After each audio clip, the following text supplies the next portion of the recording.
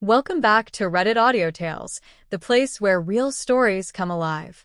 Today's story is about a woman who cheated, got a second chance, but lived in fear that her husband would leave again. Let's dive in. I'm Harley, I'm 32, and my husband Bennett took me back after I cheated, but he won't promise he'll stay forever, which honestly is driving me absolutely insane.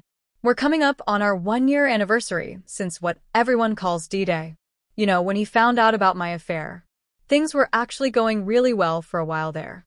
We stopped going to marriage counseling because, honestly, every single session left us feeling worse than when we walked in. Like, we'd go in feeling okay, and come out wanting to strangle each other. I finally suggested we stop wasting our money, and Bennett agreed, which felt like this huge relief. For months after that, we were actually having fun again. We felt like a team.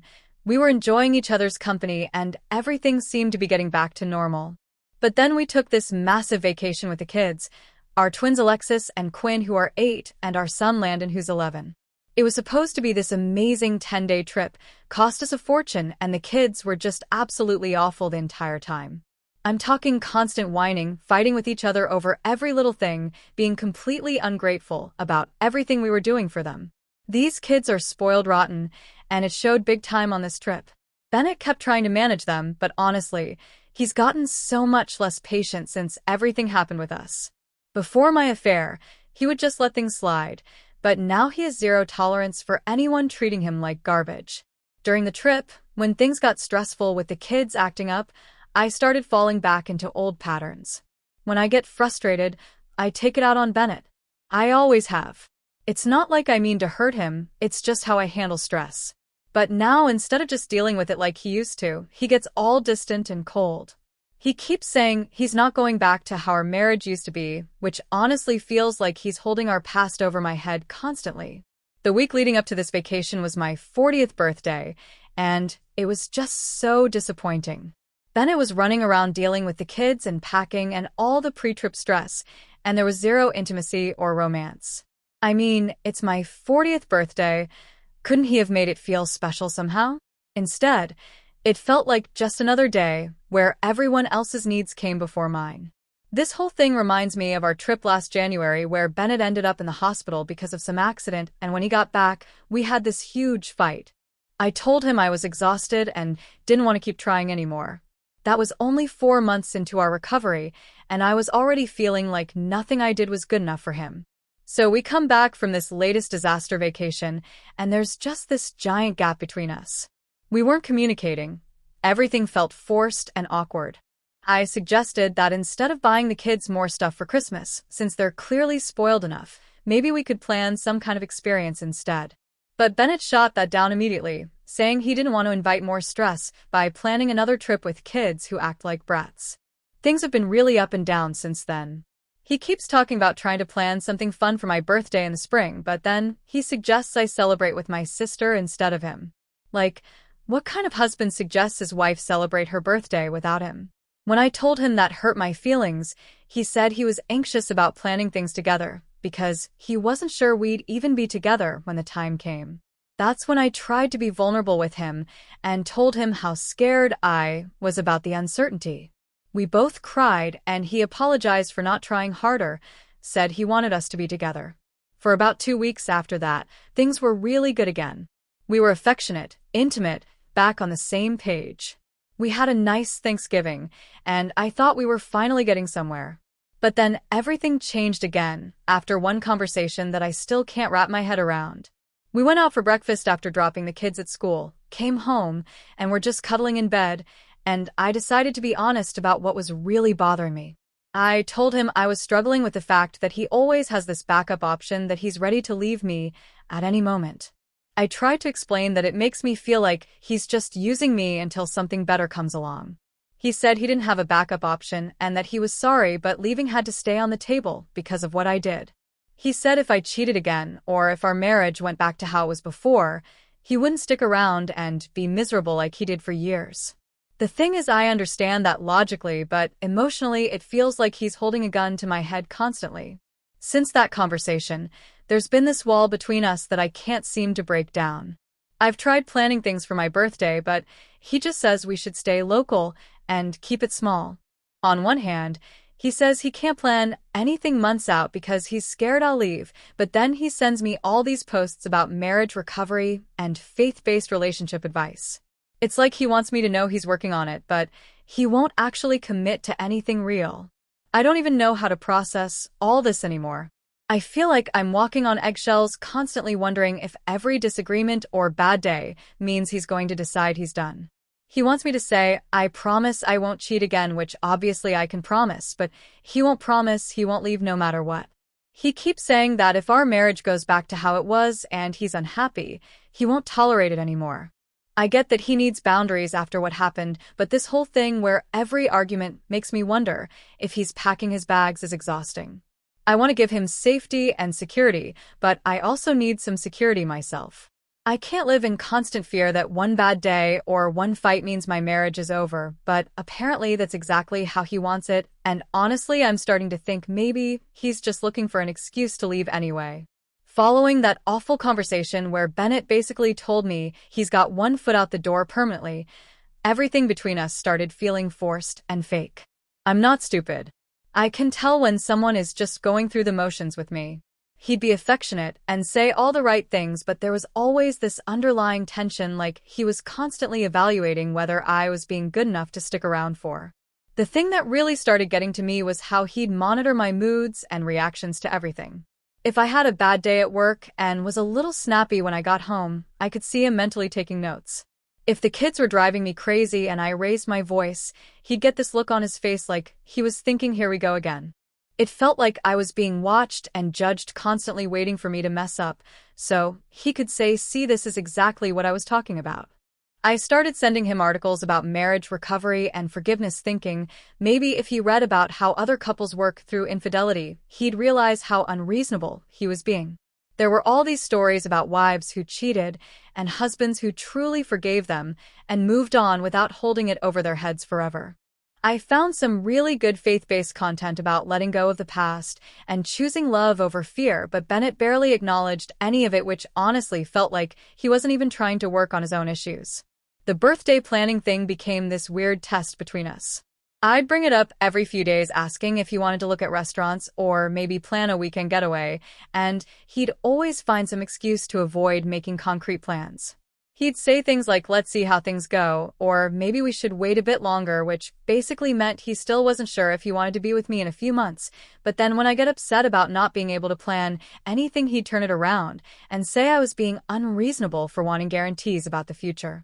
I started paying really close attention to his phone and his behavior, looking for signs that he was already emotionally checked out or maybe even talking to someone else. I mean, if he was so ready to leave me, maybe he was already lining up his next option. When I'd ask him about his day or who he talked to, he'd get defensive and say I was being paranoid, but how was I supposed to not be paranoid when he literally told me he might leave at any time? During this whole period, I'll admit, I started testing him a little bit, like if he was going to leave anyway over small things. I wanted to know where the line actually was, so when he'd annoy me or do something inconsiderate, I'd react the way I normally would instead of walking on eggshells. If he left dishes in the sink after I'd cleaned the kitchen, I'd say something about it. If he was late getting home without texting me, I'd express that I was frustrated. Normal relationship stuff that every couple deals with, but Bennett would respond to these completely normal interactions by pulling away emotionally. He wouldn't fight back or defend himself like he used to. He'd just go quiet and distant, which somehow felt worse than arguing. It was like he was already practicing for life without me, just disengaging instead of working through problems like married people should. I tried explaining to him that this whole dynamic was making me feel like I was dating him instead of being married to him. Marriage is supposed to be about unconditional commitment for better or worse, but he was treating our relationship like some kind of trial period where I had to prove myself worthy of staying. When I pointed this out, he'd say I was the one who broke the unconditional trust, so now we had to rebuild it slowly. But how are you supposed to rebuild trust when the other person won't even commit to trying? The worst part was how he'd use my past mistakes against me in subtle ways. If I got frustrated about something completely unrelated to our marriage, he'd get this look like there's the real Harley coming out again. If I wanted to make plans or buy something for the house, he'd hesitate, like he wasn't sure we'd be together long enough for it to matter. Every single interaction felt loaded with the potential for him to decide I wasn't worth the effort anymore. By this point, I was starting to feel like I was married to a stranger who was just waiting for me to give him a reason to leave. The man I married would have fought for us, would have been committed to working through problems together.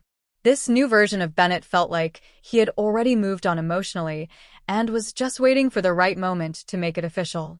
Everything finally exploded over something so ridiculous that I still can't believe it ended our marriage.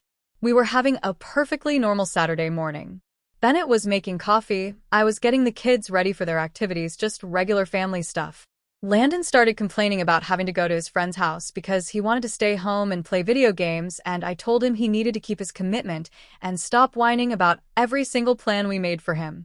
Bennett jumped in and started undermining me, saying maybe we should let Landon stay home, since he seemed really tired.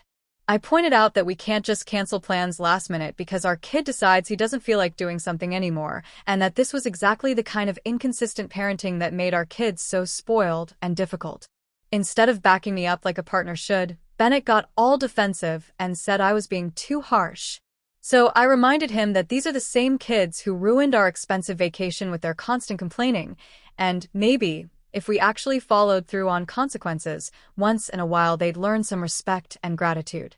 That's when Bennett completely lost it. He said this was exactly what he'd been afraid of, me going right back to taking my frustrations out on everyone around me and turning every small disagreement into a character assassination. He said I was doing the same thing I did before my affair, making everyone else responsible for my bad moods and using criticism to control situations. I couldn't believe he was bringing up the affair over a simple parenting disagreement. I told him he was being ridiculous, and that normal couples have different opinions about discipline without it meaning anything deeper. But he just looked at me with this cold expression and said he wasn't going to live like this again, constantly walking on eggshells around my moods and having every family interaction turn into a criticism session. When I tried to explain that I was just trying to be a good parent and teach our kids some responsibility, he said it wasn't what I was saying but how I was saying it, with this angry, contemptuous tone that made everyone around me feel attacked.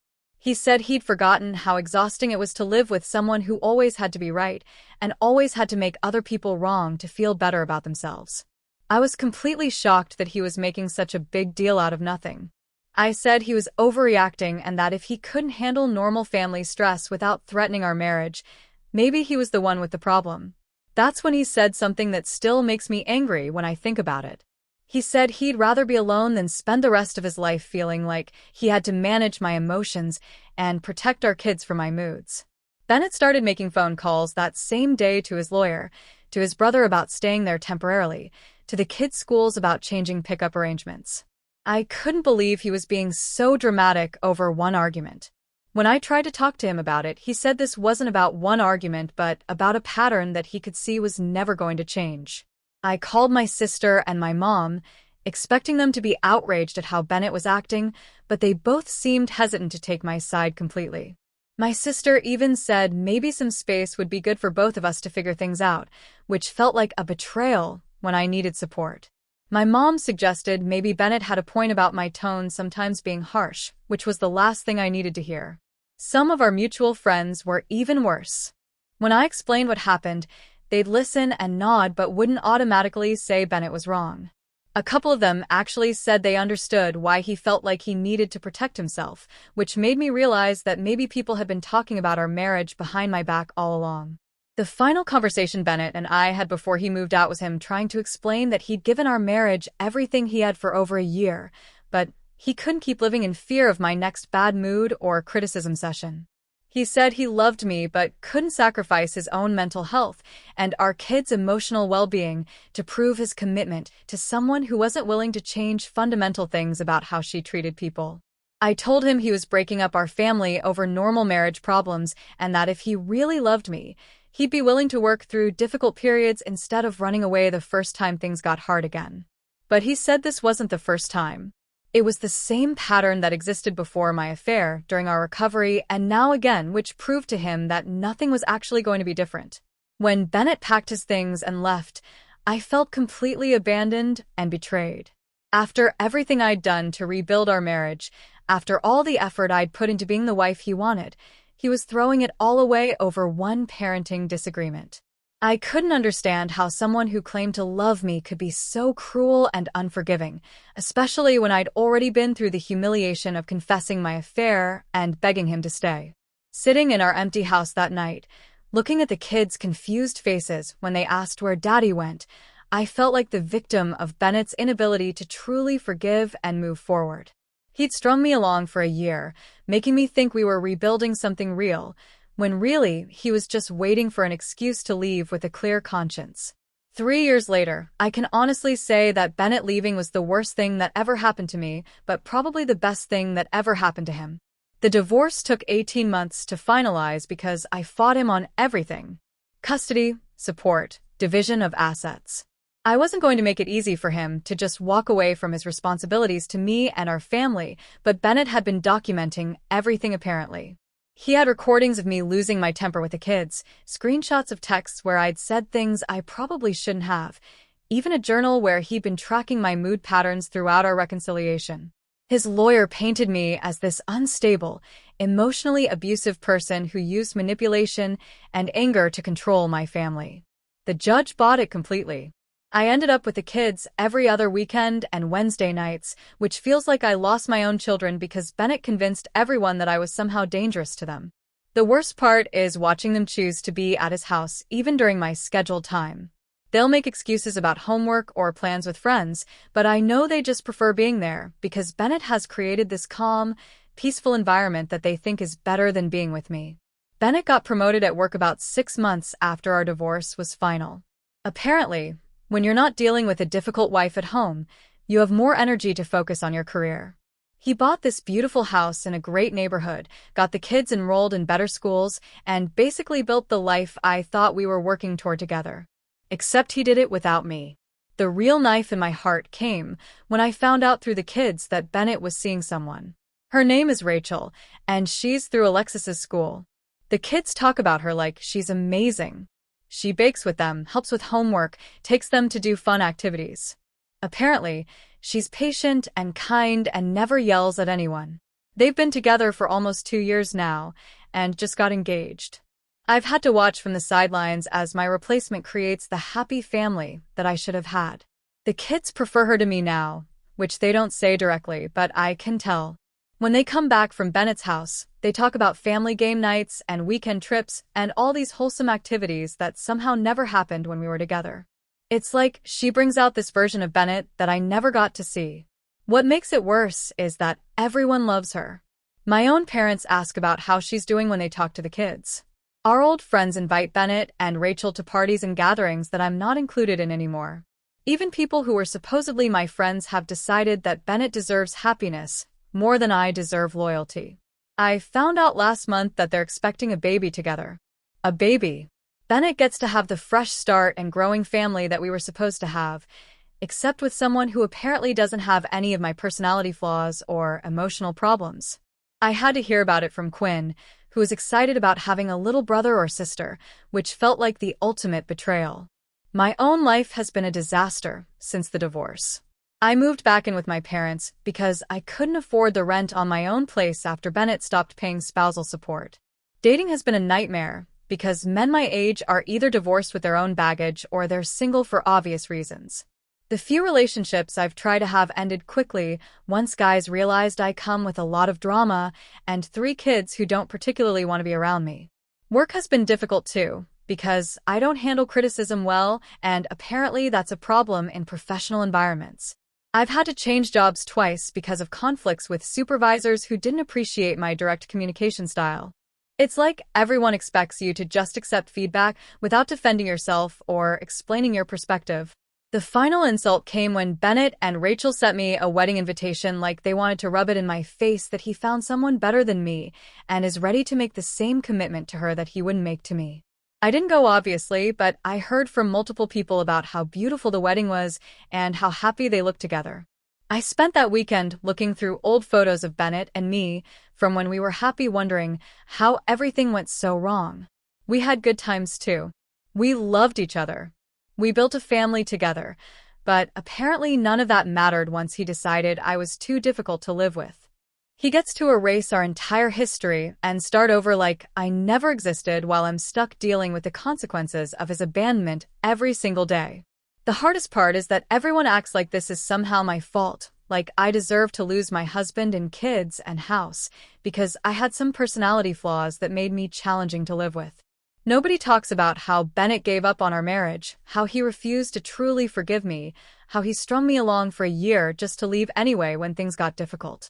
I look at my life now, living with my parents at 35, seeing my kids every other weekend, watching my ex-husband build a perfect life with his perfect new wife, and I wonder how this became my reality. I did everything I could to save our marriage after my mistake. I went to counseling. I tried to change. I begged him to stay, but it wasn't enough because Bennett had already decided that I wasn't worth the effort anymore. Sometimes I think about that baby they're expecting and I hope it keeps them up all night crying.